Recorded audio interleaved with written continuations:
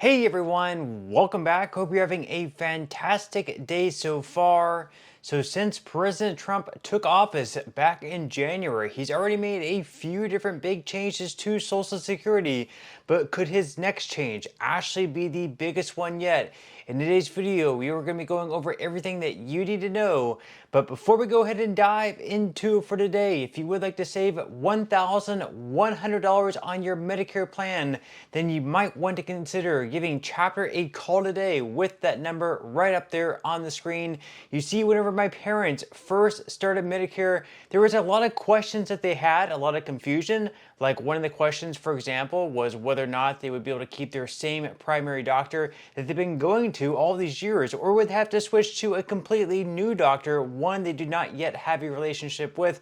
They just had a lot of questions, confusion around everything that would have been a lot easier if they had just given Chapter a call back then. So once again, what do you have to lose? Call Chapter today with that number up there on the screen. Once again, that is 612-895-2101. That's 612-895-2101. And again, the average person who works with Chapter saves $1,100 on their Medicare plan. And thank you to Chapter once again for sponsoring today's video.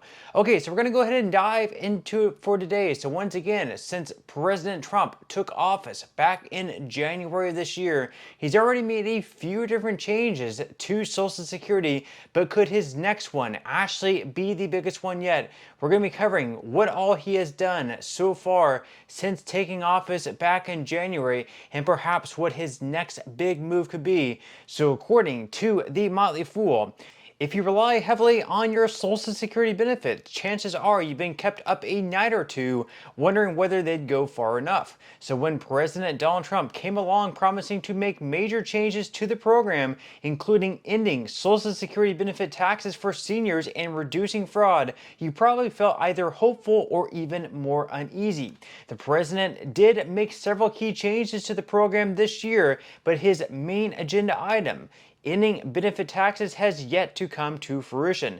And there's an even bigger Social Security issue that President Trump has remained virtually silent on, to everyone's detriment. So far, one of his bigger campaign promises was to end taxes at the federal level on Social Security benefits. That is one promise he has not yet fulfilled. They do currently have a bill in Congress right now by Representative Thomas Massey that would eliminate taxes on Social Security benefits at the federal level. However, they have not yet put this bill on the floor for a vote. Whether or not they actually do so, we will have to wait and see. Now, Trump does have his one big beautiful bill, as he calls it, and it does eliminate taxes on overtime. It also eliminates taxes on tips, but it does not remove taxes on Social Security. That is because in reconciliation bills such as this one that are only going to be passing with Republican support, they cannot have things in there that involve Social Security. However, one thing that they do have on there is actually increasing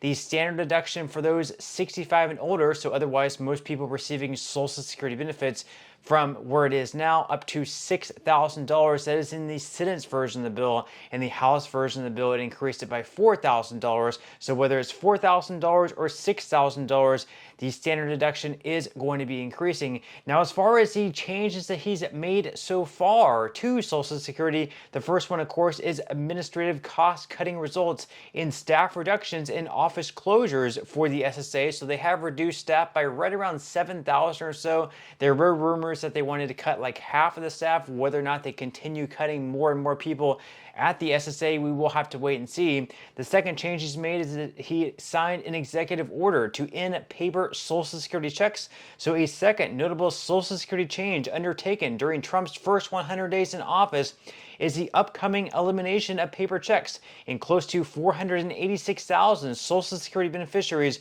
are currently receiving a paper check each month. I believe the last month in which paper checks will go out will be in September. September 30th, I think, is the cutoff date. So in October, you will start having to receive your Social Security via your banking account, unless you have some type of exception as to why you can't open a bank account. At that point, you can send in a waiver and still receive paper checks in the mail. The third change he's made so far is in regards to personal identification methods, they have been beefed up. So for example, you can no longer call into the Social Security Administration and change your direct deposit information. Instead, you will now have to either go online on the website, which for most people is going to be just as easy, or you'll have to go into a field office, which could be a little bit of a pain. The fourth way here is that Biden-era overpayment and recovery rules have been reversed.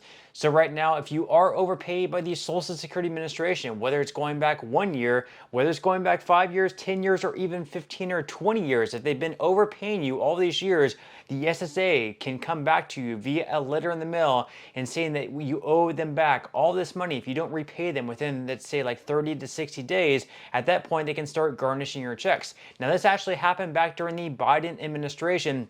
And they actually made it so there was a garnishment cap of 10% of your Social Security check. So they could not garnish completely your whole check at 100%, but they could still garnish up to 10%. That was a change they made during the Biden administration. The Trump administration came in and they actually upped that to 100%. They could garnish your entire check. Now since then, they have gone down to 50%. So now they can garnish up to 50% of your Social Security check if you have been overpaid and owe the Social Security Administration money. And of course, the fifth change is he has nominated a new Social Security Administration Commissioner. His name is Frank Bisignano. Now, as far as perhaps the next big move on Trump's agenda, other than boosting the standard deduction for seniors age 65 and older, which of course is going to impact most people receiving Social Security benefits, another thing he might do is to get Republicans and Democrats together to come up with a common sense solution to make Social Security solvent for a longer period of time. Because just recently, the Social Security Administration released their annual report basically showing that the trust fund is going to be going insolvent at some point in 2034. This is something that they put out every single year, and over the past few years we have had dates anywhere between 2033 through 2035, and basically whenever it goes insolvent, you're still going to receive some check in the mail. It's not going completely bankrupt, so you're not going to be going from receiving like $2,000 per month or whatever you're receiving now down to nothing at all. But they are going to have to cut benefits across the board for everyone, yes, including you, from anywhere between 19 to 26%. So for example, if they have to have a 20% cut and you're receiving $2,000 per month, you're going to have $400 reduced from your check. That's going to be a 20% cut from the $2,000 that you're receiving every single month. So you're now only going to be receiving $1,600 rather than $2,000. So according, once again, to the Motley Fool, the latest Social Security Trustees report estimates that the trust fund will be depleted in 2034. That's actually a year earlier than what last year's report predicted. That doesn't mean Social Security would disappear, though. So as far as what reform could look like, there are three ways to resolve this funding crisis. So you can either increase revenue for the program, you can either cut benefits, or you can do both. So basically what they can do is they can raise taxes on people currently working, whether it's making it so they're lifting the cap. Right now the cap this year is right around $176,100 per year. So you're only paying taxes that go into the trust fund via the FICA payroll tax on the first $176,100 that you earn each year. They could lift that cap and make it so anyone who makes above $250,000 or $400,000 per year has to continue paying taxes into the Social Security Trust Fund. They could also just cut benefits across the board. That would be another solution. Or they could do some combination of the both, perhaps maybe raise the full retirement age once again. They also mentioned here that increasing revenue usually means increasing taxes. This could include across-the-board increases or more targeted increases, like raising the ceiling on income subject to Social Security tax, which is currently at $176,100 in 2025. That would mostly affect the wealthy. We don't know yet what Congress will choose, so of course Democrats and Republicans will have to come together on this issue. Maybe Trump will push them to do so. And of course, we also had another report that one of Trump's big agenda items, which of course was deportations for illegal immigrants that are currently in the country, is also, believe it or not, hurting the trust fund in some way. We have a recent report here straight from Fox News that's saying that Social Security insolvency could actually speed up with illegal immigration crackdown. That is because a Penn Wharton study shows that unauthorized workers actually contributed $24 billion to Social Security last year. So with fewer illegal immigrants here working, paying taxes in the system, that also means less money flowing into the trust fund, which also means that the trust fund will be speeding up its insolvency date even sooner. But with that said, leave your thoughts and comments below. What do you think Trump and Democrats and Republicans should do to make sure the trust fund is solvent for a longer period of time where we don't have these cuts across the board? Leave your thoughts and comments below, but that's all we have for today's video, and I will see you in the next one.